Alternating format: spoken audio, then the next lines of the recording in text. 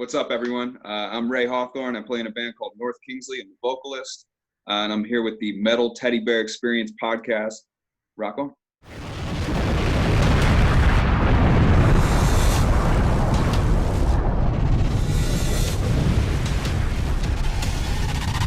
The Metal Teddy Bear Experience has begun.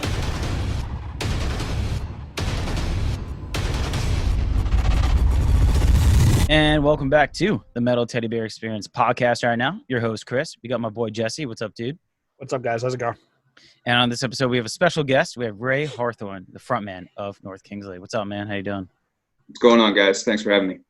My pleasure, man. Where are you calling from right now?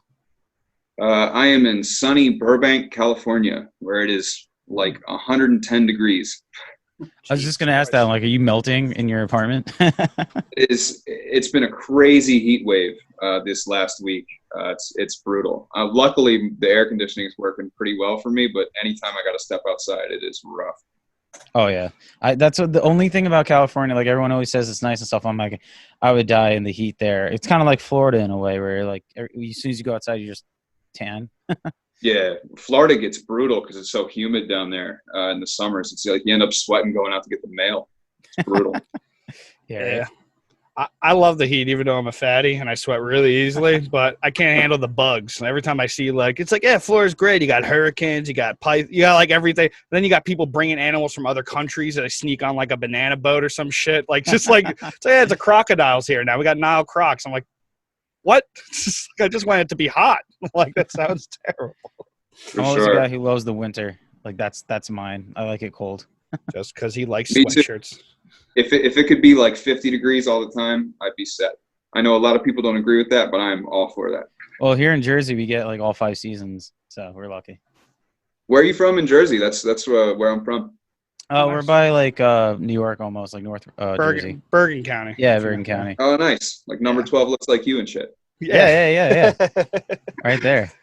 Yeah, no, we're there, and I will say, like, actually, I don't even think we get all 5. I think we get 3 seasons now. I feel like there's no fall. I feel like it goes from like summer to like no spring. It goes from like winter to immediately like 100 degrees. Like, it just is one or the other. It's like 50, 50, then there's an 80, and you're like, that's pretty good.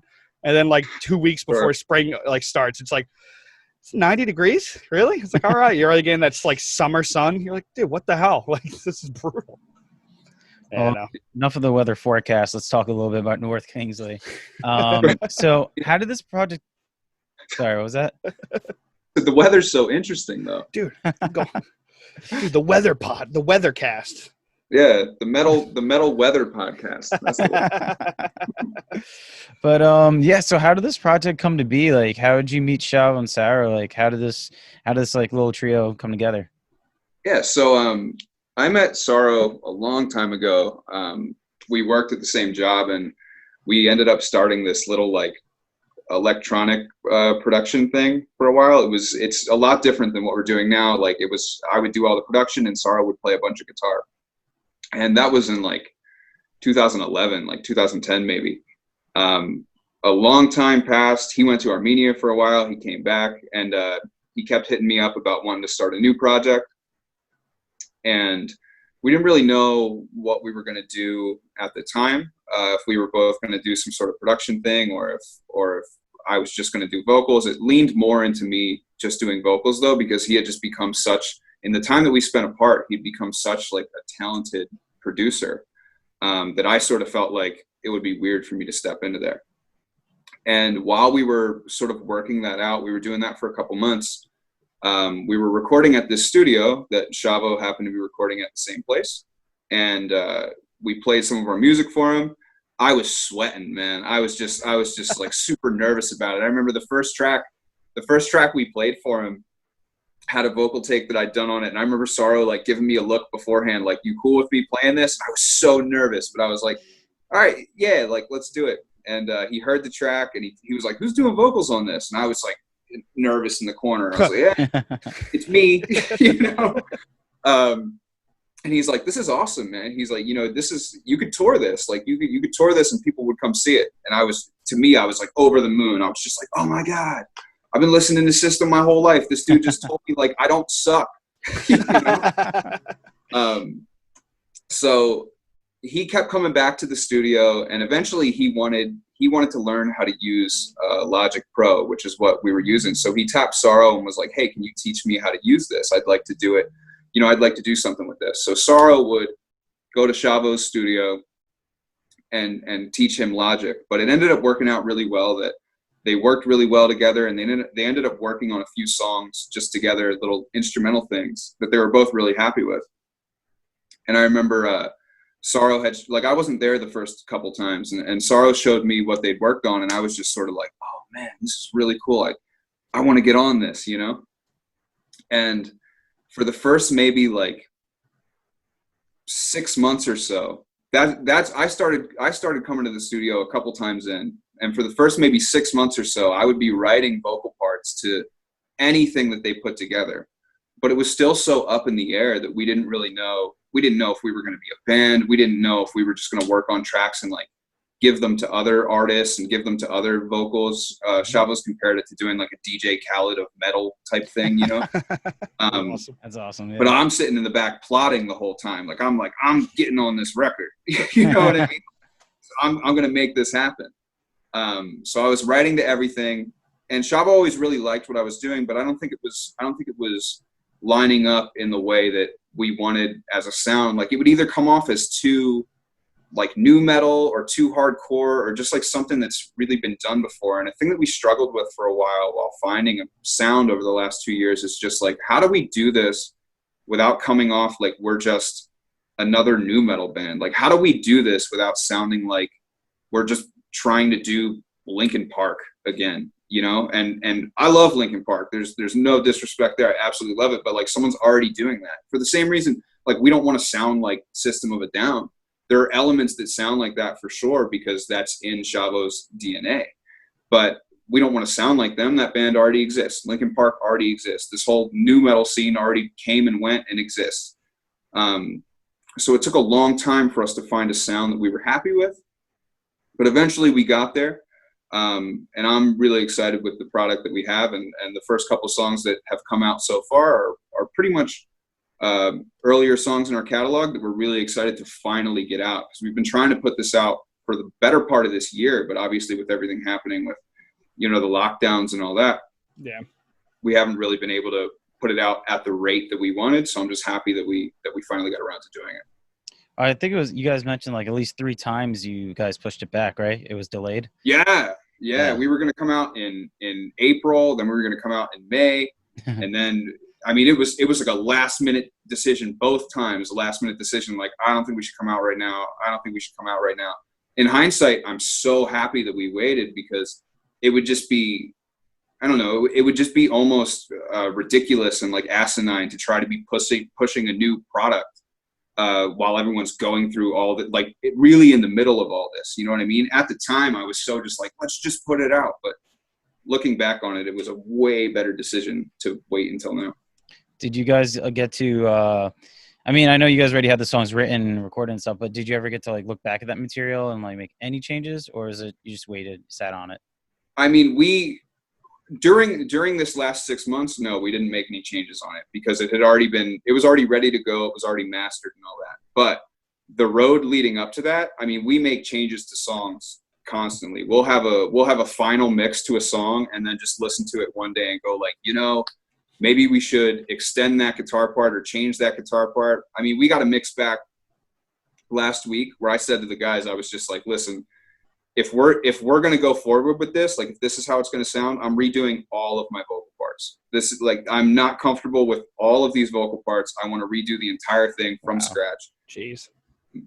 Just because I feel like all of us really just want to make it the best that we can be. And none of us want to put something out that we're not as proud of as possible. So, I mean, we are constantly making changes in search of the highest quality of music that we can find. And I like to think we're doing okay with that, Well, dude, it is awesome. Like, I listened to it a bunch. I listened to EP like maybe like 5-6 times maybe through. And it was interesting because, like, like rap and like hard rock or metal has been done before, but it was like a different style. And I was kind of curious what were like I'm assuming it was your choice as the vocalist. Like, what are kind of some of your influences? Because I was like, you do have like some of that kind of rap style, like in Linkin Park, like you have like that. Sure. I heard it was like, I think the most similar, the rap style I heard was actually in this like one band, Bloodywood, this Indian metal band. Like they have they have a guy who raps a little bit. And that was the only thing I could think of the rapping style, but the music's obviously very different because they're like folk Indian metal, which is nutty. Check them out. Anyone. But anybody. But yeah, that was interesting. I was curious what your influences were. Because again, it was a very different rap style than I'm like used to. Yeah. So interestingly enough, like I never wanted to be a rapper, right? Like I started playing guitar and singing when I was pretty young. I was like 12 or 13 years old. And I was just really like in the hardcore scene. So like, earlier I was like, oh, new Bright Eyes album came out. That's what I want to listen to. But like all week I've really just been listening to like the new Misery Signals and like the new Fall of Troy and stuff like that. Like that's my whole scene, Yeah. That's why like I'm pumped when you guys say you're from Bergen County, because the first thing I think of is number 12. I'm like, I love those guys, like Yeah. that's my whole scene, is that metal scene. So like I was in completely a different lane for so long. And then like maybe 10 years ago, I started rapping just as sort of a joke, an absolute complete joke. It's a fluke. It was the dumbest shit. It was just like, let's just do basically parody rap of how we're viewing rap right now, which is nonsense. It was just like, yeah, I'm high all the time. And like, it was just the stupid, like shit you will not hear on this record. You know what I mean? Like it was the stupidest shit. Yeah. Just because it was fun. Like at that time I was really I had moved to LA and I was focused on just writing, like at that point I'm writing solo music. So it's a lot of like acoustic stuff, like more pop even. But never was I going to be a rapper. And I always did listen to rap like growing up, but it was more of like the mainstream stuff. I really wasn't digging in crates or anything like that. So it was like, College Dropout comes out and I'm like, oh, this is actually a really good album. And I would listen to that. And it would just sort of be on rotation with everything else I was listening to. You know what I mean? Like in between Under Oath records and shit. Like I'd put on something else. Over time though, with the rap that I was doing, I think Sorrow actually was kind of like, you're actually pretty good at this, man. Like he kept telling me like, you could probably do this. And I would keep going. It was just sort of this fun thing. It wasn't until though me and Sorrow started this project with just the two of us, like right before Shavo came in, that I really was like, I'm going to take this seriously. I'm going to take the style that I'm, the messages and the style that I'm writing in my actual songs, and I want to try to bring them into rap songs. And I want to see how that goes.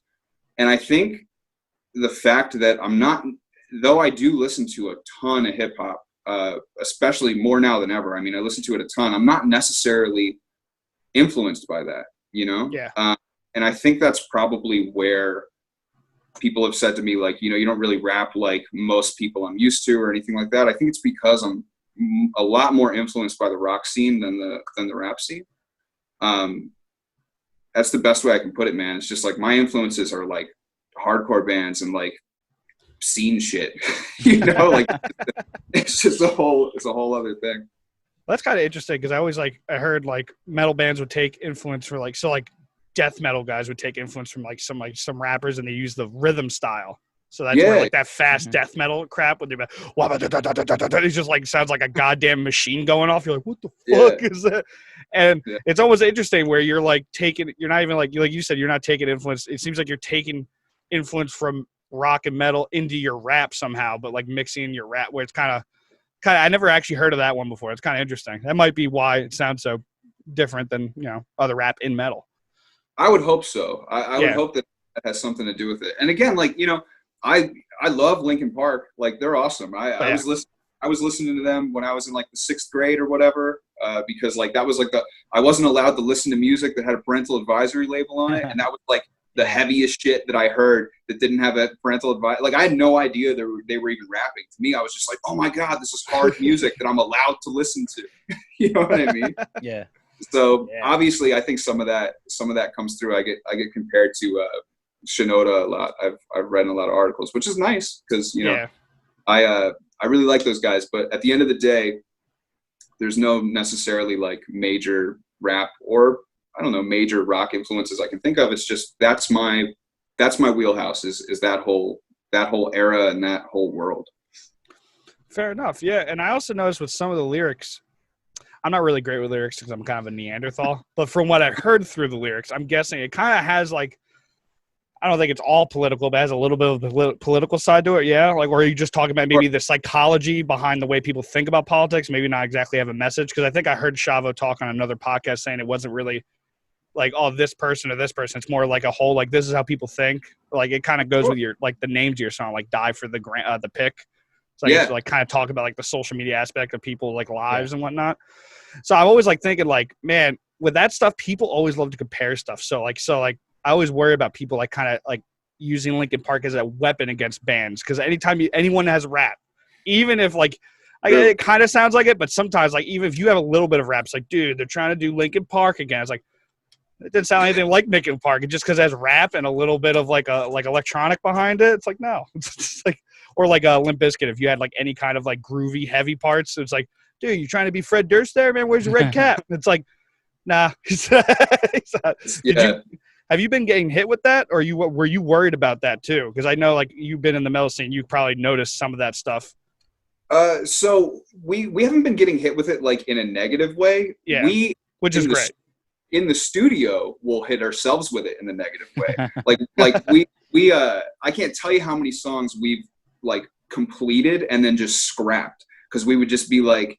Either I would be like singing, or I know there's not a lot of singing on this record, but like there's a lot of singing to come, and like I'd be singing too much and rapping too much, and it would sound way too much like Linkin Park, and we would just be like, let's just not do that. Or like a couple times Shavo was like, look, man, it's cool, but it kind of sounds like POD. You know what I mean? Yeah. And like no disrespect there, you know what I mean? I definitely owned a copy of Satellite, but you want to do your own thing. Exactly. Yeah. We completely want to do our own thing. And that was part of why this is like a 2 years in the making project, was just spending all that time being like finishing songs and really feeling confident that like we're doing something that we haven't necessarily heard before that we want to hear. And it's not like we're reinventing the wheel here. I mean, there's so much music out there. It's so hard to do something that's truly unique, but we really are trying to at least scratch the surface on that, in my opinion. And I think even later releases, I think we get even more deep into that, which I'm excited. You definitely did. I feel like with at least the volume 1 that you guys have out right now, with those 3 tracks. Yeah, like especially when I was listening to it, I felt like even though like you guys have your own sound, you have your own style, each song's like stood apart. Where I was like, because sometimes when you find out about a new band, you listen to their stuff, you can't tell the songs apart yet. But I could definitely tell all 3 apart, which was like, oh, okay, they're going in the right direction. I mean, you also have like really top-notch guys working with you as well. Like Shavo obviously knows what he's doing, and Sarah, you know, he like you said, he's been producing. He got his name. He's like next level. For sure. Yeah. Those guys are great, and they definitely elevate me. Like I just feel like I'm sort of lucky to be there. You know, I've said that a few times. I just think with the help of those guys, it's definitely made me a better vocalist than I ever thought I could be, because I constantly want to live up to the work that they're doing, you know, and I respect doing so much that I want to feel like I'm at least slightly worthy of being there. So I spend hours and hours writing and going back. And I mean, when we first started this project, I would be recording like one vocal take verse for like an hour straight, just being like, no, good enough. I need to get the right inflection on this one word. And they'd be like, punch it in. And I'm like, no, I need to do the whole entire verse through and get this all right in a way that I like. I was going to ask you about that too, because just hearing you, like the way you like do your lyrics and the way you have your cadence and all that, I was just kind of like, does he do that in one take? Is it multiple? Like, how does it work? Because sometimes in guitar, it's easier just to, you know, snip it up in Pro Tools or Logic. Yeah. So I do everything in one take, at least in the sections of the song, right? So I'll do a whole verse in one take. I'll do a chorus in one take. I'll do the next verse in one take. It's not, you know, so it's not all the way through from start to finish, because obviously there's a lot of stuff with harmonies and like multiple vocal layers that I'm doing too. The only time I won't do one take, for example, would be like on Like That. There's a thing in the beginning of each verse where I do like a little pause and then I say something else. And I had written that specifically to do sort of like a bigger, different style background vocal. So there's a part like in the first verse of Like That where I stop what I'm doing, and then I have like two left and rights that yell like stoop kid, gotta sit still, like that whole thing. That was written to go that way, and it wouldn't. That's something that fundamentally wouldn't sound as good if you did that like all the way through, because they're supposed to sort of play off of each other. As much as I can, I do everything completely one take through, and I'm sure most people wouldn't even notice. It's just like a really personal preference of mine that I don't want to. I want to know when I listen to it that I actually did that, and I didn't just like sit here and do a super cut of all the takes. You know, it would probably be better if I did a super cut of all the takes. Like, this is all the perfect version of it, but it wouldn't be as real, you know? Yeah. And we're all about just being as real as possible. Yeah, because I've been listening to like this one podcast with the URM podcast, shout out. They're like more producers and stuff. And it was pretty fun because I'm not really a producer, but they have all these producer guys on it, and they kind of talk about stuff that I don't know about. But like with people, they will make the record the best as possibly can, but then also you'll hear parts where it's like, if you're in the know, you're like, that's not physically possible. And doing it the way you're doing it clearly makes it so you can leave going, at least I know I can do that without having to have like 75 backing tracks going at once just to make it, or have everyone screaming their ass off or you dying from lack of breath because you just can't say all the words fast enough. There are sometimes I hear records and I hear those cuts and I can hear where people punched in and punched out. And if it's a good song, it won't necessarily make me think less of it, but at the same time, I don't want anyone to be listening to our record and think like, oh, there's a cut. This is where they stop here. You know, because I can hear those things. I went to school when I moved to LA. I went to school for audio engineering, and like, so we obviously spent a long time learning all the ins and outs of that and how to go about it. So you kind of train your ears to hear those things. And when I can hear that, I don't know. I'm not a fan of it. I don't want anyone to hear our think that we didn't put it all in, you know? I remember my friend was showing me Avenged Sevenfold. I forgot what song it was, but their solo. And he's like, dude, look how many times they put the solo together. I'm like, what do you mean? And he's showing me those cuts. And I was like, oh, wow, I really never noticed that. And he's like, yeah, dude, they've done it like 3 times, at least in this one solo. I was like, damn. Yeah, that's how I felt when I saw Dragon Force back in like, I don't know, like 2008 or something. I just started calling them Studio Force after that. I was just, what is Studio Force out here? I mean, those dudes shred. Don't get me wrong. Like they can play guitar way better than I can.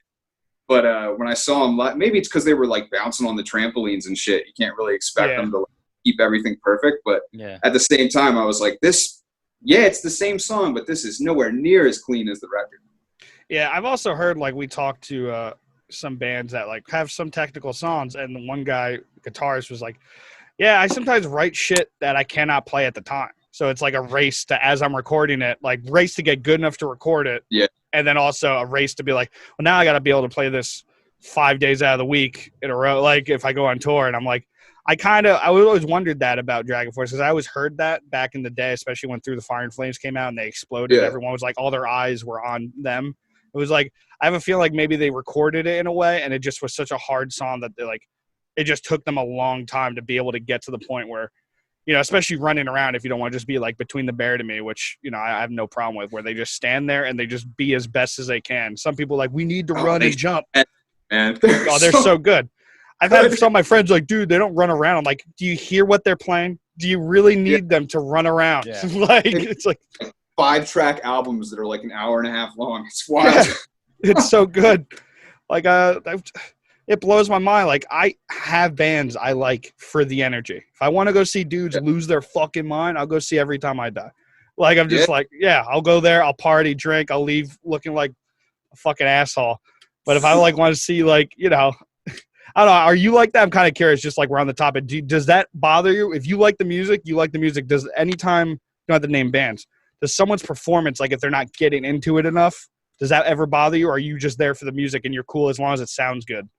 I don't necessarily care about, obviously I want to see a good show, but if it's like one of my favorite bands, I'm not going to be disappointed by it. You know, I get disappointed if I go to a show and I feel like they didn't live up to what they told me they were going to do, in a sense that, like, this is one I won't name a name on, but I went to a show earlier this year, and it was supposed to be this band's album in entirety. And I get there, and that's completely how it's marketed. It's like, show up here, you're going to hear this album from front to back in its entirety. I'm like, that's awesome. When I show up, and he's like, all right, we're going to play a new one, then an old one, then a new one, then an old one. And he only ended up playing like 6 songs off the record. And I was just like, what the fuck? And that bothered me to the point. This is an album that I used to listen to all the time. And that bothered me to the point where I was like, I just can't even listen to this record. I felt like I'd been stolen from. You know what I mean? Like, I was just like, I would not have come to this show. I probably would have gone to the show. But they set my expectations that, they're disappointed. This is what the show was going to be. And that's what it was. Whereas sometimes you'll get bands, like earlier in this year, I went to go see Scary Kids. And they were like, we're going to do City Sleeps in Flames in its entirety. And then I show up, and not only do they do City Sleeps in Flames in its entirety, they do like pretty much every song off their self-titled record too. It was a blast. It was dope. You know what I mean? Go ahead, exceed my expectations, but don't tell me something's gonna happen that doesn't. Yeah, that's nuts. That would piss me off if, like, I was going, actually speaking between the Barry, I was going before this all got like shut down. I was going to the Great Misdirect shows. They had 2 in New York. I bought a ticket, and if for some weird reason they've done album tours like almost every single year, like, because they just released an album, they play it in full. If for some reason they only played like a Fussacation or something, then just went and played a normal set, I'd probably be pretty pissed off. I'd be like, that'd be a totally different. I'd be like, are you shitting me? I paid $40 to hear this album. Yeah, it's really frustrating. Oh yeah, dude. I totally get that. Yeah, because dude, I know bands feel like they're like, maybe you could talk about this too. If you feel like playing albums in full is kind of like a gimmick, I'm kind of cool with it because there's some albums I just know, especially bigger bands, that will never play that stuff. And I feel bad. It's like asking them, hey, can you like relive your childhood and like play this for me? Like, I know you probably don't care about these songs anymore. Well, Soilwork actually talked about how it was actually hurting bands. The lead singer, Bjorn, he said that it's like hurting them because promoters go to them and be like, hey, do you want to book this festival? Do you want to do this? And they're like, oh, but you have to play this album. He's like, oh, stabbing the drama. Yeah, but it's like, we just dropped a new record. Like, we don't want to play something from 2003. They're like, never mind. And they actually go with another band because I don't think he was actually talking from like personal experience, but he did mention that was happening. And I even talked to Onslaught, and he's like, yeah, that happens too often. That's great. That's crazy. I'll say there's a lot of pros and cons to that, because it's like, as much as I want to hear, these records that I grew up listening to, I mean, I would definitely go to, I would go see Under Oath faster if they were like, we're going to play They're Only Chasing Safety and its entire than I would if it was just like Under Oath tour. You know what I mean? Yeah. And it sucks because as someone who's super passionate about music, knowing that I feel that way, it's a really like shitty position to be in. Mostly because I also know what it's like to make music and not want to play your old shit, right? The thing is, though, what sucks is like this whole metal scene, this whole like underground rock scene is really not in the place that it once was. And that comes even with like, at least in my opinion, sometimes the quality of the record. Not always. Like I said, I've been listening to the new Misery Signals all week. Like I love that shit. I think that delivers on so many levels, And so not always, but sometimes if I'm going to see a band, like I just don't really want to hear their new stuff. And that kind of sucks. It kind of sucks. I know that they don't want to play their old stuff, but at the same time, they know that they're going to make more money if they do it. So it's sort of just like these bands that I love, I don't want to turn them into like dancing monkeys. I'm kind of like on both sides of it. Really strange.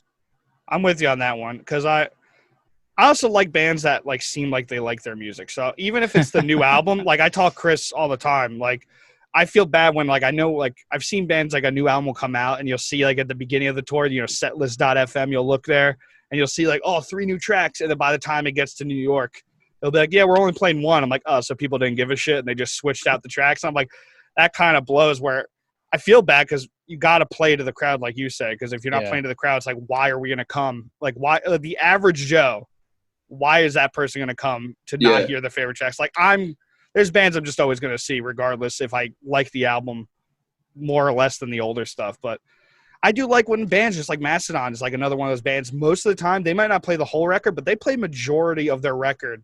The Hunter tour, they played most of it, yeah. Yeah, like the one show, I think we missed one song off of it, and then they just played Blood and Thunder, and everyone exploded because that album's pretty soft, so everyone's like sitting, and then Blood and Thunder happened. They fucking mosh pits. It's like, oh, we can mosh now? It's like, but like it's cool. Like I like that, and that's one thing I like about the album tour. But again, I agree 1,000%. I feel bad. Like if that's happening, like when people are like, oh, can you play your fucking old album? It's like, no. Oh, well, you can't play Whackin', dude. Sorry. It's like, what? Are you kidding me? That's crazy. Yeah.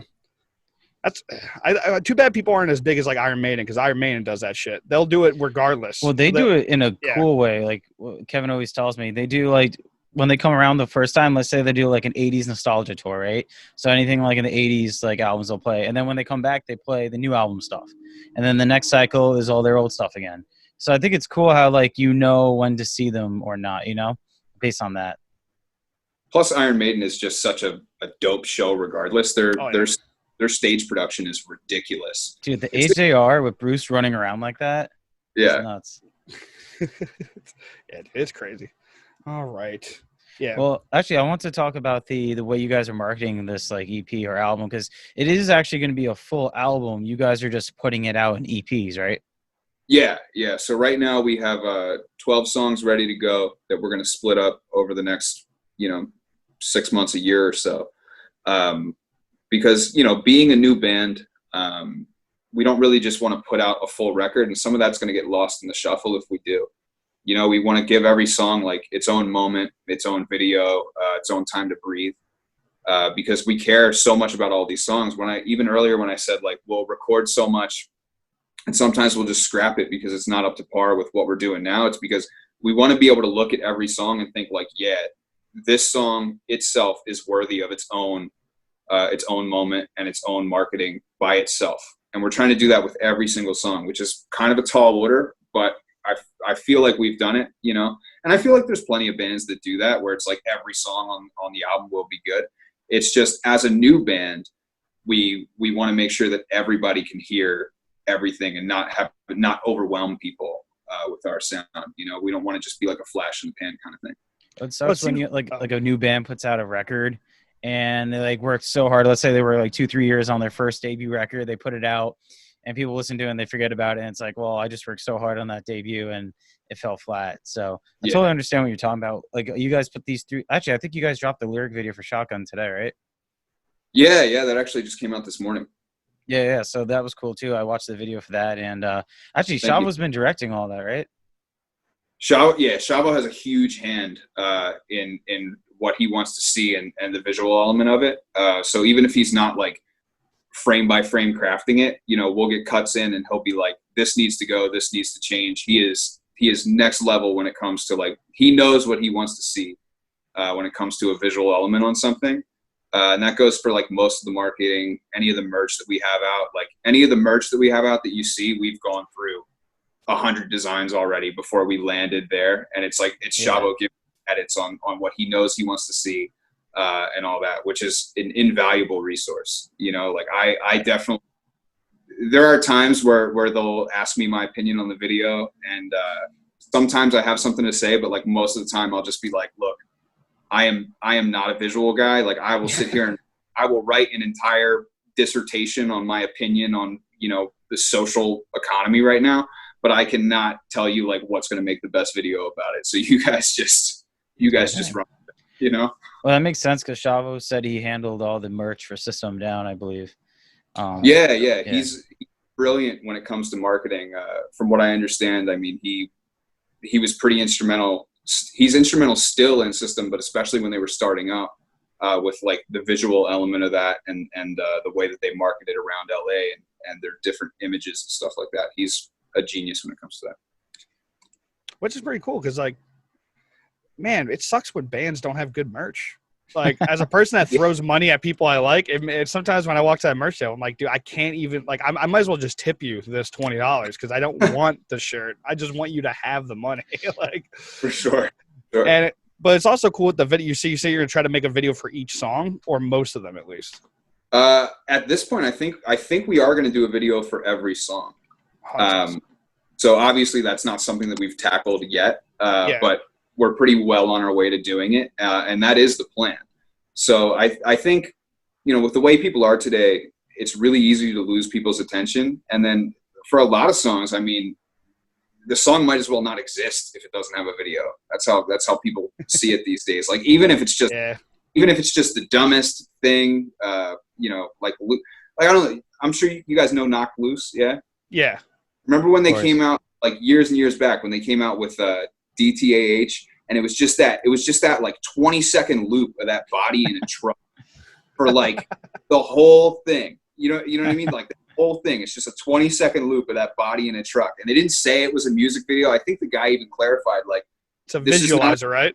Yeah, like this is not a music video. We just want something for people to look at, So there's nothing that we're doing that's just like a 20-second loop. But just as an example, you need to have something visual to get people's attention these days, Yeah.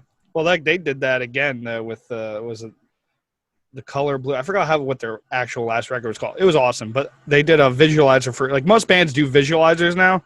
Yeah. But they did like literally their album artwork with like a very shallow, like them playing a show, and it was just a repeat of video of, like, I forgot what's like when you like make it see through. What is that, Chris? You're an artistic guy. Opacity? Yeah, they like put it all the way down, so you basically see them running around through the artwork. I'm like, and you see every band just like, here's a flower that slightly moves. Or I think the it's because album it was artwork. different shades of blue, right? Yeah, different shades of blue. I think that's the whole point when it was transparent and all that. And like, yeah, it's true. Sometimes it is fun. And also, but that's kind of like, if you actually do go through with like making a music video, that's a very like, you guys aren't pop, but like that's a very pop thing to do. Like Beyonce, I think what was in one record, like every record she releases, it's like every song has a video, no matter how big or small the song is. And it's like, I always like that. I understood why metal bands and rock bands don't always do that, because it costs a lot of money, especially good music videos. It's like, or really well shot ones. It's like, I can't ask bands like just started to, hey man, can you make a music video for 12 songs? Thanks, dude.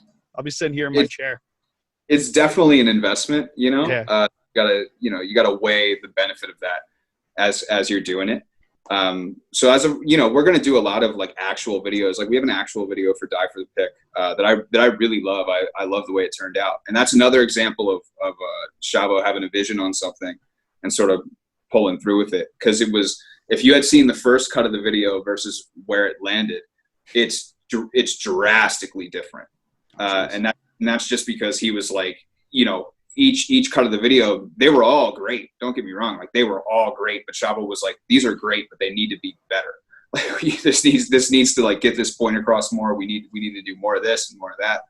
And it was a really, really intense thing to watch, How much did you guys get done? Like how much did you record or film? How much did we record so far? Yeah, because I know like a lot of things got shut down because of COVID. So were you guys able to get like what you needed in, or like was like production like on a halt? We definitely slowed down a lot because of COVID, and then we picked back up in like, I think it was July, like late July, we started shooting again. So we're in the process of finishing up, what we're going to work on for volume 2, visual wise. All the songs are done, obviously, but visual wise, we're still working through that. Cause we only picked back up in like July. Yeah, that's great. Cause again, I wouldn't mind throwing you guys a couple bucks. It would blow if your t-shirts were not up to par. I'd be like, damn. It's such a weird problem to have, right? Like, yeah. I mean, we even got socks, man. I'm a big fan of the socks. I never thought we'd have that. Yeah, dude. I always like when bands just haul off. It's like on different like merch styles. Yeah, the first time I saw that, because like I started going to shows when I was like 2007, and I saw the Acacia Strain on the Cool tour, and it was like that crazy tour. It was like as like dying Under Oath, Between the Bear to Me, them, fucking everybody. It was like a lot of bands. It was like 9 bands. And like I went to their booth, and it was like they have sandals. I think they had a koozie. It was like they had like everything. It wasn't just pants and a shirt. It was like a poster. I was a kid. I was like sandals. Or my clothes actually clothes. Like, do you have jeans? Like, do they have jeans now? Like, I was like, what the hell? Yeah. Are you guys gonna try to go out, or are you stopping at socks and just keeping the t-shirts and the sweatshirts? Man, I feel like we're gonna have so much stuff. Because Shavo really just wants to take it all to the next level, So he's talking about it. He's calling it like North Kingsley. He's down to the point of calling it like North Kingsley apparel, not North Kingsley merch. You know what I mean? He's Nice. really, really going for it, and I love that. I'm like, this is awesome. You know, to me, it's just a cool thing.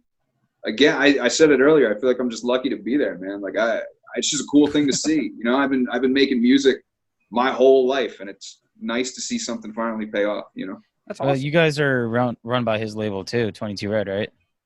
Yeah. So he did 22 Red Media, and we're the first act on that. I'm sure there's going to be many more knowing him. Yeah, that's sick. I could see you guys going into the if he's going to do that apparel thing. A big thing now of bands is beer, coffee, and wine. I see so many bands putting that out. I could see that happening. Since I could see. We've never talked about this, but since he's got 22 Red, and they do all the weed stuff, I could definitely see a North Kingsley strain coming out. I feel like I forgot about that. That makes sense. Not a far stretch. We've never talked about it, but I can guarantee you he's thought about it. I was about to say, I was like, what was there? I didn't know about the weed either. I was like, wait, Yeah, North Kingsley like Jewel Pod or something? I was like, we got it's like get sponsored by Jewel and just make a custom like pod. Like, shit, I don't vape, but I guess I'll start. Like, why not? Like, see what happens. Get the popcorn line. I'm kidding. That's awesome, dude. That's also as a fan, like I can't imagine being in a band with Shavo too. Like, I'd shit my pants if for some reason just like, hey, do you want to be in a band? Or like, yeah. Like, I'm like, sure. Are you sure? Like, all right, cool. Like, that story you told him. The first songs you learned was Aerials, right, Jess? On bass? Yeah, on bass. And then Chop Suey was the drums. I was like, the fuck? Yeah, we did that for our talent show. Yeah. That's awesome. Fucking. I mean, yeah, it was super surreal. I mean, obviously now it's like he's just like the homie, you know, like that's family. But especially in the beginning of it, it was crazy. Even I remember the first couple times going to the studio, like really overthinking it, being like, all right, gotta be cool, you know, like can't get kicked out of this room. Yeah. Obviously now it's like that dude's just family, like.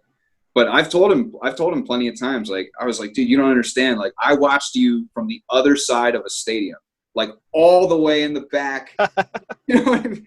Absolutely all the way in the back on like Mesmerized, Hypnotized tour. Oh, that's awesome. And I'm seeing him from the other side of the stadium. I remember telling him, I'm like, there was this girl the day before I went to see their show. I was at work. I worked on the Wildwood Boardwalk.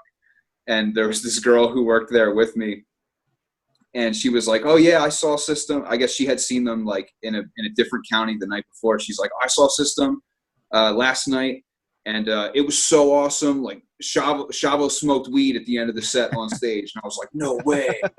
You know? I told him that. Like I went into that System show being like, "This girl told me Shavo smokes weed on stage. Like, how cool of a girl." He's breaking the law, dude. He's an outlaw. Yeah, you're breaking the law in front of all these people. Like, what a guy. I don't care if there's witnesses. I heard it was a dare community too, man. The balls on that guy. Like, I was so young at the time that I'm already at this like crazy metal show, and then like, this guy's doing drugs on stage. You know. What is he sandblasting hookers behind the curtain, dude? What is this guy doing? Yeah. This guy's an animal. And then you go up and you're just like, all right. I mean, he's just smoking weed on stage. Oh yeah, dude. That's such a different thing now. Like, as a kid, I was like, dude, that guy smokes weed. Yeah. What? And now it's like, you're an asshole if you don't smoke. And I'm like, fuck, I don't smoke. It's like, well, you're an asshole. I'm like, all right. It's like, I gotta figure it out.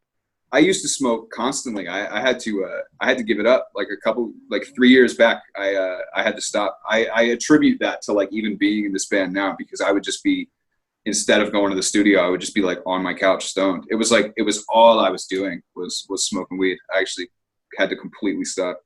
Oh, so it's like a wake and bake kind of thing?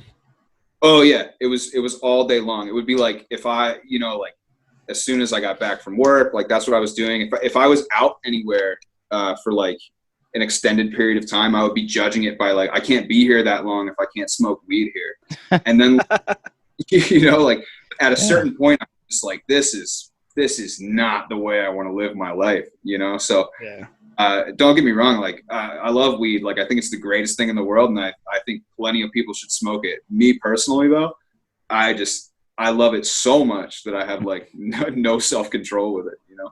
That's how I feel with most things. Like, I don't do really any drug. Like I started drinking like way later than I was supposed to. I just never drank until like 22. I just like, yeah, fuck, I'll start drinking now. Like, why not? But like, I think it all should be like, I think it should be legal, honestly, or at least decriminal. Like weed should be just legal straight up. Like it blows my mind. Like as someone that literally doesn't smoke weed, I fucking hate the smell. Like when people's like, give me that stinky. No, it smells awful. I'm glad you like it, but please don't blow it in my face. It smells like a fart. But like, it should definitely be legal. Well, it's good that you're self-aware. Like you, at least you knew. That's like, awesome. I gotta go. Like I just gotta stop for myself. That's good. For sure. And I mean, I think this is actually the first place I've talked about that. Like, I don't talk about that much because I hated, especially when I wasn't sober. Like, I just hate those guys that are like, oh, I'm sober. And there's this like air of arrogance about it. So yeah. I really emphasize with all my friends, like, I don't care. Like, smoke weed, do what you got to do. I'm here. Like, it's not that big a deal. Like, I would do it too, guys. I promise. I'd be right there with you. You're not preaching at them. Yeah, that's like the one thing, because as a kid, I was always called straight edge, even though I never really followed the straight edge scene, because it's just like, it's easy to say when people don't smoke or drink. It's like, well, you're straight edge, right? It's like, yeah. No, but I feel like when people like, that's your identity, like you said, they get kind of like smelling their own fart kind of thing, where they're just like, I smell great. You know, I'm helping everyone. I'm awesome. Like, why not? But I will ask, did you smoke? Oh, sorry. No, I was just saying I can't stand that like arrogance that comes from some people. You know what I mean? Because it is such a. I almost feel like there's people that get sober like just to brag about it, and it's fucking like bragging rights. I'm getting sober because it's a detrimental thing in my life, and then these guys that are just like talking about it at will. You know? Yeah, it's like, all right. Imagine someone planning that actually instead of doing like a Tough Mudder. It's like, nah, fuck it. I'm gonna do heroin. I'm gonna go down. My life's gonna be shit for about 8 years. And I'm going to find my way out, and I'm going to talk down to everybody. It's going to be awesome. If I can make it out, it's like, whoa, dude, that's not a good plan. Just do the Tough Mudder. Do something else. It's like, did you at least get to enjoy weed when it was legal in California? You know what's fucked up is that I had a medical card for like the longest time, and I quit smoking weed like a month before it became recreationally legal in California. And I was so like it was basically legal for me, like pretty much the whole time I was doing it. But I just thought that was the most ironic thing, was that like it now becomes like completely legal. And then I can't do anything about it. And then the other funny thing was, I remember like within 2 weeks of stopping, my dad calls me. Like, they still live back in New Jersey, so I don't really see them that much. And but I love to see them when I can. And they call me, and my dad's like, hey, I'm thinking about going on vacation. Like, would you want to go on vacation with us? Like, I'll pay for the trip and everything. I'm like, where do you want to go? And my dad is definitely straight edge. Like, my whole life, he hasn't drank, none of that, nothing. He's like, I think we want to go to Amsterdam. And I'm like, what the fuck? You know what I mean? Like, yeah. What do you, my dad, who is completely sober, is calling me up, telling me he wants to go to Amsterdam. And I had to just like, at this point, like, I hadn't told my parents that like I had gone sober or anything like that, you know, because I didn't want to tell them where I was beforehand. And I was so new to the whole thing that I didn't even really want to get into it. So like, I'm like dipping around this conversation where I'm like, why do you want to go to Amsterdam? And he's like, I just think the scenery is real nice. I know this guy, who goes there, and he tells me like how cool it is there and all this kind of stuff. And I was just sort of like, yeah, I guess. Like, we never ended up going. Oh, okay. And I've told them this story. You know, I've told them this story now, obviously. And it was just like, it was the strangest thing. Like, I quit. Weed becomes legal in California. My dad's trying to get me to go to Amsterdam. Like, it was just this crazy thing. Trying to get you back. Dude. Yeah. Jesus Christ. That sounds terrible. That sounds like the dude that tries to start a diet on Thanksgiving. It's like, dude, I think it's time. To cut the bad stuff out. It's like, we're all eating bad. Start tomorrow. No, I have to commit. It's like, all right, man, you enjoy it, dude. So it's just like, geez. Yeah, pretty much. Going back to like playing shows or anything like that, do you guys have any like live stream shows set up where you guys are gonna like rent out like a stage or something? Do anything? We don't have anything set in stone yet, but we've talked about a lot of different ideas as far as how we're going to do that, like with the way things are currently. Obviously, we really want to get on stage, man. Like, I want to get on stage so bad. That was of all the things that got held up by what's going on, that's the thing that I'm the most disappointed about with the band, is that like we can't just go out and tour this, right? Because a big element of getting your name out there and getting people to really like your band, at least for me, is having people see you live and having people, you know, see these songs and experiencing them in that environment. And we all really want to play. So we've definitely got a few live stream ideas, but in my mind, like, there's nothing that's gonna own up to what that show is in a live environment, right? Because we know what it's gonna be, we know what we're looking for from it, and we really, really want to take it on the road. We're just waiting for, as soon as we get the go, we're on it. You know what I mean? I cannot wait to tour these albums and this record. Yeah, dude, that's I can't imagine, because that's what I heard from like a lot of people say that, like when starting out, you know, like people always ask like people like, what should I do when I have a new band? It's like everyone's answer is like, well, write good music too, but if you got good music, play all the shows you can. Yeah. And it's kind of like, oh, but what do I do now? Make a cool T-shirt and like make a Twitch account, I guess, dude. Like it's just like for now, it's like pretty much, yeah. I mean, luckily, I mean, we're super lucky, obviously, to have Shavo in the band, because that's what's giving us this initial, like, people are gonna look our way just to see what he's up to, right? Yeah. But at the end of the day, we are our own band. Like, we talk about this all the time. We're not just trying to be some like side project of System of a Down. We're not just trying to be some like footnote to System of a Down. And Shavo feels just as passionately about this. So does Sorrow. We are our own band. We want to be our own thing. Similar, I heard Shavo compare it to like, it would be great if this could be like a Foo Fighters scenario. You know what I mean? Like people, there are people who love the Foo Fighters that have no idea Dave Grohl was in Nirvana. You know? Yeah, isn't that crazy? Yeah. And think about that. Like, this band was able to transcend Nirvana. Like, of all bands, like, think about how huge Nirvana is, and this band has the ability, had the ability to transcend them. So that's obviously like a really high mark of a goal, but that's what we're looking at as far as like, we don't want to view this as just sort of a System side project, you know? This is our own band, and this really is our baby. So like, we want to take this out, and we want as many people to hear it as possible. So, you know, where I started with this was like, luckily Shavo's in this though, because that's what's giving us this initial look. But we've really got to like tour this to get people to know more about it. And obviously, like, with more music coming out and more videos, that's going to bring more to us. But in my opinion, there's nothing that's going to do it like touring the record book. Yeah. I was wondering about that, because that is a positive, but man, the negative, like, people are just cocks. Like, was that something you worried about, like, when getting involved with Shavo? Because obviously the big positive is, like you said, off the bat, you're just going to be Shavo's new band. So even if you guys like, it's just like automatically you're just going to get, which is also good. I guess you guys waited, because like, if you put out the best product you get, because it's automatically going to get views. Well, yeah. So that's also another big reason why, when we were figuring out our sound, it's like, we've got to really do something here that we're all super proud of, including Shavo. And I mean, he's obviously got a large bar to live up to, like much larger than me and Sorrow, right? So like, his level of professionalism and expertise and what's expected of him, given the band that he's come out of, is massive. So for him to get to a place where he was comfortable enough with this band to be like, all right, this is what I'm going to release. Like, he's never officially released anything outside of System of a Down. So this is a big step for him, and I can understand that. And as you know, as we were making this music, as frustrating as it was at times to feel like, oh, we just want to get this out, it was always so understandable to know that like, we want to get this out, but we want to make it the best product possible. And I think back so many times to like, I mean, we were like 8 months in, itching to get a record out, and I am so glad right now that we do not have our material released from when we were 8 months in, because it is nowhere near what we're doing now. And I would hate if that's what we came out with, you know?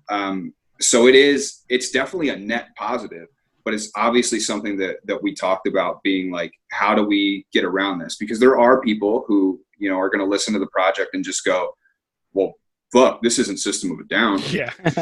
You know? Yeah, you're always going to have those people. Dude, always those people. It's so nuts. Where's Surge? And that. And we, we never said it was System of a Down. You know what I mean? But there are people that are just going to be like, well, fuck, this isn't System of a Down, and this is not what I'm listening for. And I get that. Cool. Like, there's plenty of music that people love that I am not into. That's fine. Like, I know everyone's not going to love it. I was definitely humbled and surprised by the amount of support, though, that we did get when we initially came out with music, because I definitely expected a lot more people to go, this is so far out of the realm from System of a Down that I don't even know what this is. But the majority of people were just like, this is actually really, really cool. And that was, like I said, just a super humbling experience that has definitely been cool to see. Well, you guys definitely earned it. You guys are awesome. Like, I was pretty happy. Like, luckily, I don't know, I just don't think like that, luckily, because I just always feel bad. Yeah. Like we love Killswitch Engage, and we saw Light the Torch with Howard, and literally people were chanting at one point Howard, and it's just like, it's like, dude, it's not Howard's problem. It's just like the one bassist who's from Bleeding Through, another fantastic band. He was just kind of like, Light the Torch. Like, you just kind of like, I was kind of like, that's fucked up, because it's like, this is a different thing. Yeah. But also, like, the same fan, like you said, like, this isn't System. I kind of like thought about, like, you know, The Office, right? Yeah, the show off. It came out. Steve Carell was just in that new show, The Space Force. And I saw a perfect review that made me laugh my ass off, because everyone big thing was like, this isn't The Office, but they literally never in one trailer was like, you fans of The Office, you're going to love this shit. It's like The Office, but in space. It's going to be awesome. It's like, they never said that. And someone in the Facebook comments like, dude, this isn't The Office.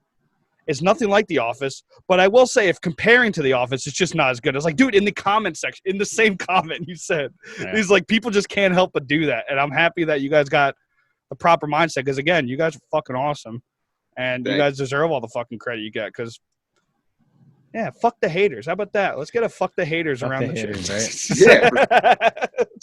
right? Well, let's bring into another segment we like to call the 3 random silly questions segment. We rattle off 3 questions to you, and pretty random. You ready for this? Mm-hmm. Yeah.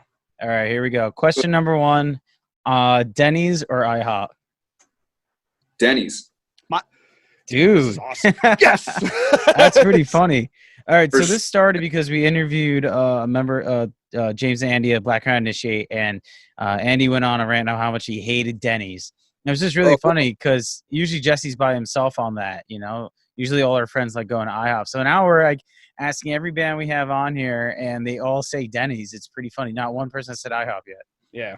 Yeah. Man, I don't know. I was going to say, like, maybe I just attribute it to, like, I'm from Jersey. Like, that's where I would be at Denny's at like 4 a.m.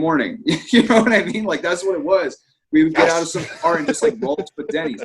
I remember one time I was at some bar in Hollywood and went to a Denny's at like 3 a.m. And for some reason, this blew my mind. For some reason, my debit card got like flagged for suspicious activity. And I was on the phone with Bank of America, like, what's suspicious about me going to a bar and then going to a Denny's? I just don't understand. I'm like, logical progression. It's the yeah. Dude, I'm so happy. Everybody that I know disagree with me. Like, IHOP. It's America's diner for a reason. All right. Grand Slam. If you're a fatty and you like to ruin your day at the beginning of the day by having a Grand Slam, all that sugar and carbs, and you pass out, it's not a great way to start your day personally, but for the taste, you can't beat it. You can't beat it. Like Hobbit meals and stuff when the Hobbit movies were out. That was awesome. I was late to the game, but I'm waving the Denny's flag, and I'm proud that everyone so far on the podcast agrees with me, except for Andy. Funny. That was a little rough, Andy. If you happen to be watching. I want a fucking salad. But also, to be fair, he hated IHOP too. He was just like a nihilist when it came to breakfast, fast food, or whatever you would call IHOP Denny's. Like, he trashed both. I was like, you just don't believe in anything? Like, just like, you know, he's like Buddha or God or nothing. You're just in the dark. I'm glad he did that though, because it got us a great question to ask people. Oh yeah, fantastic. Question. That's a good one. Question number 2. What metal band should have their own candy bar, and what should it be called? Oh man. Let's say. All right. It's Heavy Low should have their own. I don't know if they're metal. If you could, I don't know. I don't even know what. Close enough, yeah. They're hard enough. Heavy Heavy Low should have their own candy bar, and it should be called the Heavy Heavy Low Blow. Unfucking believable. It's better than mine. I had like every time I die. Mine was every time I crunch. Oh, that's good. That's good. Don't fill his head with air. No, it's like, he should feel bad. You No, I'm kidding. You wouldn't call it the floater, the Every Time I Die floater. Oh, shit. there we go. There we go. We had I interviewed Haxon, and she said Meshuggah. Like Pretty good. yeah. So it's funny though, when I hear Meshuggah, I guess I just think of Musketeers, and I think of like something like like light and fluffy. But then I was like, wait, it's Meshuggah. It has to be dense, like the heaviest bar ever. It has to be like $1,000 grand, $100,000, or like a Snickers, like something like that, where it's like if you freeze those by accident, you're fucked, man. If you don't got strong teeth. Someone said they love freezing Snickers, and I'm like, dude, that's a hard candy to bite in. Maybe I got bitch teeth. I don't know, but I feel like that's a tough candy bar to eat. That's kind of what like the band Onslaught. When I was talking to him, I was like, yeah, actually, your candy bar should be something like just like Onslaught of like after you eat it, you're just going in a sugar coma. Like everything's packed into it. Something like a Take 5 bar. It has everything. So yeah, right. But it's also going to be like a milk dud where you crack your teeth on the cement. Jesus Christ. Yeah, it's tough. Metal bands probably shouldn't have candy bars. They'd be very rough. Probably delicious. Yeah, a wise business venture for most of them. Oh, yeah, right? You just try to take on Mars bars and the record industry as a metal band. You're just like, it's like not only do we want to make a money and a profit music, we also want to take down the greatest candy mogul of all time. You're going down, Mars bars. Fuck you, Kit Kat. Was it Kit Kat Mars? I don't know. I believe so. North Kingsley Crunch. I was going to go with that. I was going to suck up to you. Just North Kingsley Crunch. Or no. Oh, or North. Yeah. I'll take it. I think that would be. Or North Crunchly. I would just rip off a Crunch bar. There we go. All right. Question number 3. Wow, I just lost it. Oh, yeah. What was the worst job you ever had? Interestingly enough, one of the best and worst jobs I ever had was for a good period of time. I was working at a music school, teaching music, and that was awesome. Because I really liked the kids, and it was a lot of fun. There came a time though when I was promoted to the actual general manager of the music school, and I was expected to completely be the general manager of the music school while also holding down my actual music lessons and getting more music lessons on top of that, right? So it was like the absolute worst job and the worst pay when you broke it down. Like on the surface, the pay was pretty good, but when you factored in the fact that I was there pulling like 50 and 60 hour weeks, it really sucked. And the guy who ran the school was kind of, right before I quit, was kind of like really getting on me about like, yo, there's a lot of stuff sliding and there's all this kind of stuff. And I just kind of wanted to tell him like, I didn't, but I really wish I could have told him like, do you realize when you told me I was going to take on your job, you were never also doing all these lessons at the same time, right? So all this paperwork and other shit that needs to happen, like I'm doing lessons throughout the day and then I got to do that. I don't know, man. It sucked. It was such a great job when I was only teaching the music, but when it came on to actually managing the school, it really sucked. So I quit there and I just started my own music teaching business. And it was way more fruitful than that. I was doing that. Clients with you. Yeah. I was doing that up until everything locked down actually. And at this point, I don't think I'm going to end up going back to it. But up until everything locked down, I was still just teaching music. No Skype lessons, no Zoom lessons. No Zoom lessons. I feel like I was teaching mostly guitar, like some piano, and then I did a lot. It's kind of weird if you like listen to my music, but I actually taught a lot of like preschool classes. So I would be in the mornings. I would be in like preschools doing like, here's some things with some drums and stuff like that. And I would go to the studio at night with Shavo and just drop these like really socially conscious bars. That's awesome.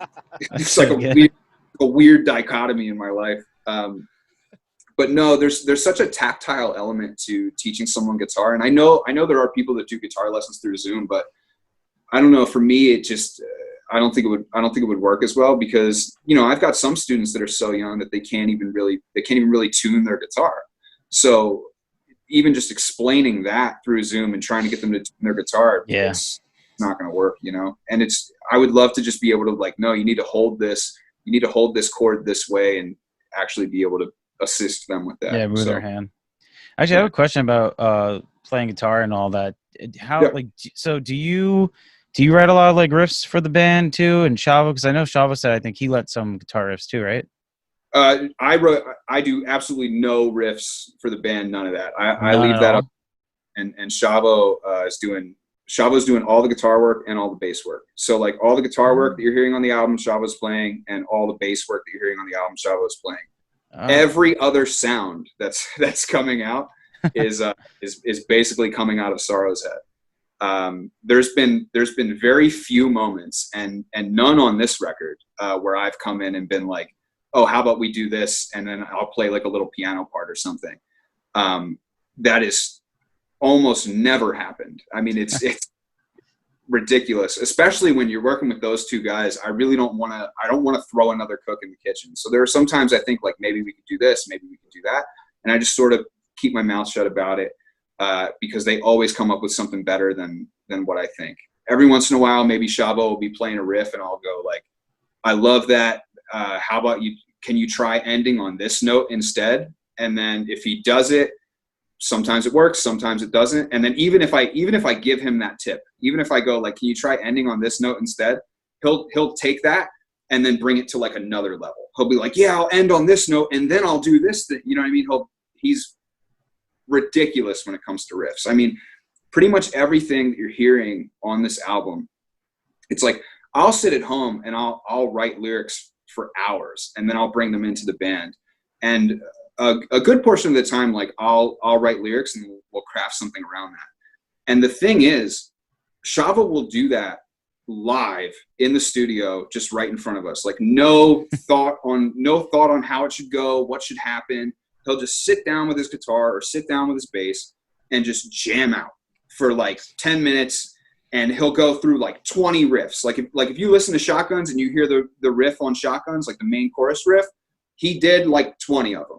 And that was the coolest one. You know what I mean? And it's insane to watch this guy work because he's not, like he's not just sitting there and working up all these different riffs and being like, and scrapping them or whatever. He's coming up with them on the spot. And most of the time, I mean, they're great. And it's insane sometimes to see it happen. It's just like, he'll take something that's sitting there in front of him where it's just like this really bare bones, like me on vocals and Sorrow did a production thing and Shavo sits down on it and just takes it to a whole other level. And then he'll step back and be like, all right, now that all that's there, let's rearrange all this kind of stuff and make it, it's insane the way the guy's brain works. I mean, I think I said this before, but like if it were up to me and Sorrow, it would just be like, I would just be doing like bars for like 4 minutes and to like dissonant tones. Whereas Shavo is really taking these songs and being like, you know, I want to keep the message and I want this to be as heavy and as hard as it is, but I also want to make this as digestible as we can make it for most people. And that's what I think has taken it to another level. Like he has this ear for the arrangement on the songs and what way the song should play out. And that's really helped us out a ton. Man, what a fantastic. No wonder System of a Down was so big. Cause like you think Serge probably wrote a bunch of his own, like he has his own solo project. He does like Shavo was able to do that. And you got Darren. It's like, damn dude. It's like, what a guy. There's not very many people that could do that. Like there's very specific people that could just sit down and be like, all right, man, here's an album. It's like, thanks. All right, we'll talk to you tomorrow. We'll go through it. I think that's what they said when they would try to like write a record. Darren would come in with everything. Serge had like all his stuff. Like everyone came in with like an album basically. It's like, all right, we got stuff. Here we go.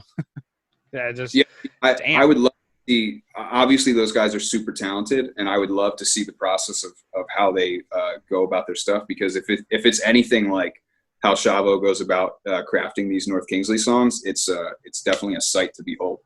Yeah, because like you said, he never had a solo project, so you never heard about how he wrote. At least I personally, maybe I didn't dig as much. And it's cool to hear, man. Like, because that guy is awesome, and he was always cool. And it's cool that he got his own thing going, and it's super cool that you are a part of it because again, yeah. well, you're dope. It's like it seems to all be working out properly because I just like when people get like what they deserve, basically. Recognition, yeah. Fucking yeah, and you guys are awesome, and you guys deserve it. And fuck, man, I think. Well, before we get I just, timed out I'm just again, flabbergasted. Yeah, honestly. well, I don't want us to get timed Great out conversation. again. And before we let you go, is there anything else that you want to tell fans? Say anything like, hey, look forward to this, or actually, when is volume 2 going to drop? We already want that. I wish I had a date for it. I don't have a set date for it, but hopefully fairly soon. But if there's anything I got to say, it's like just please check out North Kingsley, listen to Volume 1. Even if you don't like it, just give it a listen. Just check it out, tell your friends about it. See if maybe you will like it. Maybe it's a cool thing. Maybe it's the music you've been waiting for. I would hope so. And what's the best way for fans to support you guys? Is it through like Spotify like that, buying it? Like how does it help you? Yeah, so we're everywhere online that you can get music. Definitely listen to us on Spotify, buy it on iTunes if you feel so inclined, and check out our videos on YouTube. You can subscribe to our YouTube channel because we're definitely going to have a ton more video content coming out that I'm really excited about. And check us out on social media. We're just at North Kingsley on Instagram. Yeah, man. I mean, I just really want as much traffic to get to the band as possible because I think all three of us really believe that this is a band that deserves to be heard, and we really put our whole heart into it, and I really want people to listen. Well, it definitely shows, man. Volume 1 is great, and I want to say thank you again for joining the show. For sure. Thank you so much. It's been a great time. That was fantastic. It was super dope talking to you, man. Have a great day, dude. Be safe. Enjoy and the day. And also come back when Volume 2 comes out, dude. Oh, yeah. Great to talk to you. No problem. Oh, my man, dude. Have a great day, dude. Talk to you later. Peace, man. All right, thanks. See you guys. Back with another reaction. Yeah. No. Why is that? Copyright. Copyright. Do the clap. And welcome back to the Metal Teddy Bear Experience podcast right now. Hope you guys enjoyed that nice little interview with Ray Hawthorne. I was just looking at Jess and Mike. Is he actually going to say it? Hawthorne. Would you call him Harworth? No, I think I said Hawthorne. No, it's Hawthorne. Hawthorne. Ray, I crushed his first name. Yeah. Well, it's funny. Ray. I was just looking at you. I was like, is he going to say it? But Ray Hawthorne of Hawthorne. Yeah, let's scrap that. Let's see that again. It's Hawthorne. I'm just saying we're scrapping that because no, keep it. It's hilarious. Ray Hawthorne. Oh, whatever. That's going Ray. That was too awesome. much fun here. Yeah, that was a fun interview. I'm glad we got him on the show. Yeah, he was great, dude. It was super cool. Again, they weren't really on my radar. I heard Shavo talk about it. It was cool. I just when we announced, we knew about this interview, I listened to the EP that they released for all the songs. Volume 1, and it was a pleasant surprise, dude. Not a pleasant surprise. I won't say that. That sounds a negative. No, it was a nice surprise. I didn't think it was gonna be so rap. My name's Jesse, and I was looking forward to this. I'll take that. No, turns out the guy wasn't a dipshit. Stop.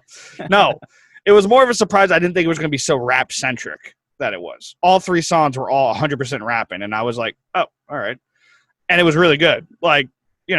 I feel like people, when you mix genres at all, if you don't do it right, it can suck really easily.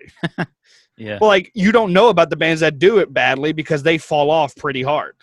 That's why bands that do it really right, really well, not really right, but Between the Bear and Me, they mix all the genres. They have little snippets of genres, but the reason people love it is that it's done really well. You can square dance, listen to some polka. Throw down with some death metal, or you can just vibe to their trance music. Exactly. And if you're not a fan of them, fall into reverse. They do a lot of different genres, whether you like it or not. It's done well, whether you like it or not. And it's kind of okay, that's why they're so big. And a lot of bands, and I feel like these guys are another one that they don't genre hop, but the combination of rock and hard rock metal with rap, especially the former rap they did. Like I said, I don't really hear many type of rapping like that. Well, so I think it's pretty cool. Well, especially with these 3 tracks that you can, like I was saying before on the podcast, but each song kind of stands apart, I mean, obviously they have the same sound, they have a style and all that, but each song you kind of could tell oh, that's that track. So I'm kind of curious what volume 2, 3, and 4 are going to sound like, which if you guys missed that, they're going to put it out in installments. because Jesse got blurry now. But anyway, just to market it better, they're putting out the album slowly. So there's 12 tracks, and I wonder if they're gonna sound like those 3, or maybe they're actually gonna veer off a little bit. Maybe he won't be rapping the whole time, you know? Yeah, it could be interesting. And I'm curious because I'm curious what his singing voice is, because his rapping is really good. So let's see how his singing is. And he's had a career; he's been singing a long time. So yeah. I'm going to go out on a limb here, probably not that far, and say that he's a really good singer. So I'm really happy and looking forward to seeing that. And also seeing Volume 2. Yeah, I'm cool with talking to him again. Dude, that guy was so cool. I would talk to all our guests again. Yeah. Except for, imagine, just like except for that person. No, I'm kidding. Except from Pete from Hath. Fuck that guy. I'm just kidding. No, I'm kidding. I like we that love you, Pete. No, except for Hope to see you Chris tonight. on the first episode. Yeah. No, just talk shit. When you can hear me from one ear. Yeah, we were the worst. We were our own worst guests. So, I think that's a pretty good thing. And I'm looking forward to talking to anybody again because they're all super cool. Well, you could tell it was the worst one because after people listened, that the listens just went. Yeah, it was actually 10,000 listens, and it went to 20 immediately. Yeah, what happened? We bought all those views. Now, no, it was awesome, and I'm looking forward to seeing the rest. And also, it's cool to see what Shavo can do too, because apparently he writes most. I didn't know that, so it's kind of interesting to hear like the guitars and like knowing. I'm a huge fan of System of a Down, but I didn't know that he wrote a lot of like guitar stuff. I thought he just did bass, and he was always a sick bassist. So, well, I think when you have someone like stuff. Darren in the band, you're never gonna. Oh, and System of a Down, obviously, when you have like someone like him, you're not gonna write the riffs. Yeah, and actually, I think I don't know what album it was. Maybe it was Mesmerized and Hypnotized, because that's when the album I really focused on the writing and all that. Apparently, sometimes Darren would like tell John what to play or tell Shavo what to do. Like Darren would just hear like, all right, when I play this riff, I hear this bass riff and I hear this drum beat. Do it. You know what I mean? So I mean, if that happened in System Down where he lent riffs, I don't see that happening. But I could be very wrong. And not just to bring up System of a Down because he was in it, but it's like, it just is cool to hear the insight, especially from a guy like that, because I think about stuff like that. I've had people I look up to, and it's interesting to hear the mindset behind getting in a band with someone that you listened to as a child or like young adult, and then you like years later, you're like, hey, you want to be in a band? It's like, the fuck? Like, all right, like. I have a tough time talking to dudes after a show that I look up to a lot and like, hey, you want a beer, mister? You were great. The guys were awesome. It's just like, yeah, you want to be in a band? Maybe. And it's cool that they overcame that and they wrote some really good music because, again, that's a lot of people probably would get stuck at the door. Oh, yeah. Shavo asked them. If you're a real musician, you probably, but there's always going to be that mental block. And it, from what I've heard, it seems like those two got through it and they were able to write some dope ass shit. And I can't wait for the rest of it. And yeah, I think it's great when people use phrases like that, like dope ass shit, or like he said, he's like, love that shit. It just made me laugh so hard.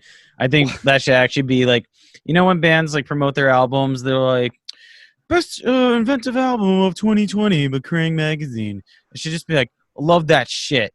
Ray Hawthorne of North Kingsley. It would be kind of dope if Kerrang itself actually said dope ass shit. End quote. So like, also I feel bad because I've said that to someone once, and I guess I did a text.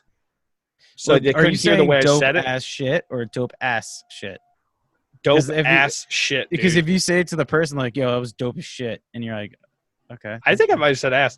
Whatever. I said dope as shit, but even dope as shit, it's like shit's bad. Why did that become a phrase to mean good? Because it's like I say it always to be good. Like I've never the bomb or. That but shit was the bomb, or the bomb makes sense because if it's so good, like I don't know. You can say, dude, like that shit was the bomb, or you can say, that bombed, like that was a bomb. But that shit is the bomb. The and A make a huge difference, man. I know, but it's also like it's kind of funny not to get like philosophy here of word philosophy, but philosophical. It's like shit is just kind of always. It's kind of funny because I say it all the time, dude, and I never mean it bad. Like I think I've only said turn that shit off like twice. Turn that shit up is what you say. Yeah, like most of the time. Like maybe I'm just a positive Nancy over here, but like, until you make fun of his favorite bands. Yeah, I'll go out. I'll go all out, dude. It's over. Make fun of Killswitch. Do it. See what happens. We're gonna wrap this up right now. Yeah. So Jesse, you got some socials going on, right, bud? You do some reactions. Tell us all about it. YouTube.com/c/Insid1. That is my YouTube. Twitch Insid, Instagram and Twitter Insid Stream. And guys, it's not a typo. It's shut up. Insid. INSID. Not inside. Well, it's funny because every time I search you on YouTube, it comes up like, "Did you mean inside reaction to?" I was like, "No, I meant Insid." So it did piss me off. The reason I had to go with the /C/Insid1 thing is because some random. Well, it's a picture of a girl in the thumbnail. I don't know who it is, but the channel is literally has nothing to do with Insid, and that's the URL. Just some lady that like does like fucking food stuff, and I was like, "What the fuck?" There's no Insid in her name. There's nothing. I was like, no "Come Insid on!" in your name. It literally is in my name. My name. Like, I should have just did my personal name, especially doing the podcast. My whole name's out there, but fuck. Jesse Rex. The only thing that sucks is my last name is kind of hard to spell, so I could see that being a problem. But yeah, fuck that. I want my Insid back, lady, wherever you are, or dude. I don't know who you are. Get your fans to write her and complain. Yeah, all 513 of you. Even though I know some friends have like 2 accounts, so maybe like 488. No, I'm kidding. Imagine. But yeah, guys, we also have a special guest to announce on the show. Probably the biggest metal band in the world. James Hetfield from Metallica will be joining us next week. And Jesse's face. Just like, wait, who are we announcing? But yeah, we have a lot of cool things in store for you guys. We had some really cool acts coming your way, so just keep tuning in every Thursday. We drop them. I'm sorry if it's like a little bit later in the like late morning, not like early morning. But yeah, Thursday it will be out for you guys on Spotify, Apple Podcasts, Google Stitcher, all that stuff where you can get your podcasts. And then the YouTube, always Thursday. So look forward to that. And we're almost on episode 20. How crazy is that? Yeah, I think it's 2 more episodes. So 2 more weeks, and we're at 20 already. That's actually, maybe when this comes out, we'll be at 20. If you think about it. Never know. Ready at 18. What are you talking about? We already recorded. Whatever. Yeah, maybe. Maybe this will be 20, I guess. Anyway, I'm losing track of all the things we did. But I also do a show, WMSC, every Tuesday night, 7 to 10 p.m. A lot of good stuff happens there. I get to talk with my boy Aram. We also have sometimes Charlie joins us and a bunch of fun stuff. And I also do interviews on there, name dropping some stuff. Got Ken J of Static X, The Ocean, Haxon, Onslaught. Got to talk to all those dudes. So you can find that on SoundCloud.com/WMSC. Upper Montclair. So if you like hearing my voice and you like my questions with bands, check them out. It's 90.3, right? 90.3. 90.3 WMSC Upper Montclair. I think I got a better voice than Aram. I don't know. When random people in your class come up to you and be like, "You have a really nice voice." I don't know if you can beat that. I wasn't trying for all 12 years. Neither was Aram. Shut up. It's fine. I can't even remember Aram's old voice because we grew up with him. I can't even remember his voice when he was a kid. He obviously didn't sound like that the whole time. I think my favorite one, because he has a voice that's similar to the dude from Guardians of the Galaxy. I will bathe the starways in their blood. And the second he's whatever it is. No, it's the main villain in Guardians of the Galaxy, the dude with the hammer. Oh, Ronan. Yeah, Ronan. He's like, I will bathe the starways in their blood. And then Aram said that. I've always said that because it was just so catchy. I'm like, I never realized how buttery smooth that guy's voice was. And Aram's voice is even butterier. So I was like, what the if you want to hear this voice, check it out Tuesday, 7 to 10. Aram's here right now. Hello. Listen to the Metal Teddy Bear Experience podcast. Yeah, no, it's pretty great. It was so great having that guy on. It was awesome hanging out with my buddy. Thanks for stopping by, people. Thank you, guys. I think that's pretty good. Until next time. Peace.